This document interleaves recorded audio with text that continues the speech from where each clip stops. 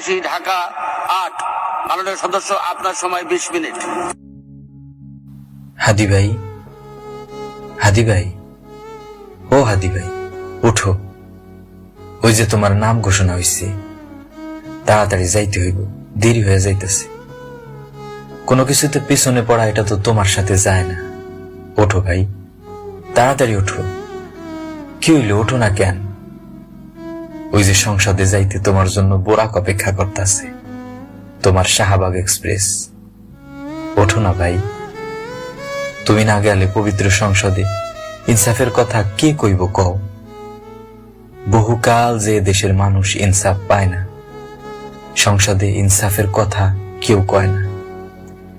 জুলুম আর অত্যাচারে মানুষ ইনসাফের চিন্তা করাও ভুলতে বসছিল। এই দেশে কেউ ইনসাফ চাইব এমন ধারণাও তারা অলিক ভাবছিল। তুমি না আবার ইনসাফের আওয়াজ তুললা, নিরাশার চৌচির জমিনে আশার জলে সিঞ্চন করলা। তোমার ইনসাফের স্বপ্ন ছড়াই দিলা 56,000 বর্গ মাইলের প্রত্যন্ত অঞ্চলে, শহরে বন্দরে, অজপাড়া গায়ে, হৃদয় থেকে হৃদয়ের গহীনে।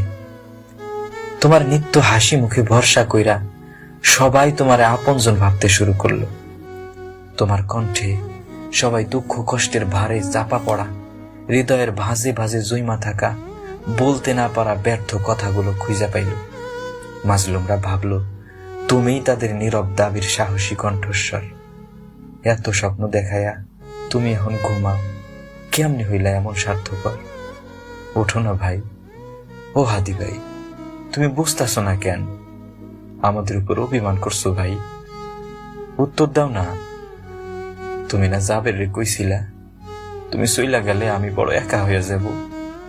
জাবের তো তোমার একা ফালায় যায় নাই, কিন্তু তুমি এখন তারে একা থইয়া কেমনে নীরবে ঘুমাও?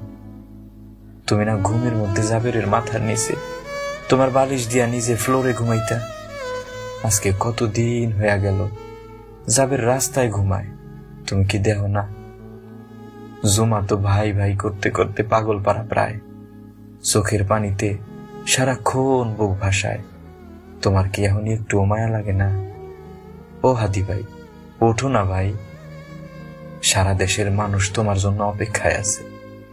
একে একে সব স্বার্থবাদী লোকগুলো বঙ্গভবনের দিকে যাইতাছে, কিন্তু তাদের চিরচেনা অতি আপন হাসি মুখটা খুঁজা না পাইয়া আবার যেন বেদনার আকাশ ভারী হইতাছে। ও ভাই, ওঠো না। তুমি ছাড়া মহান সংসদে ইনসাফের কথা আর কি কইব কও?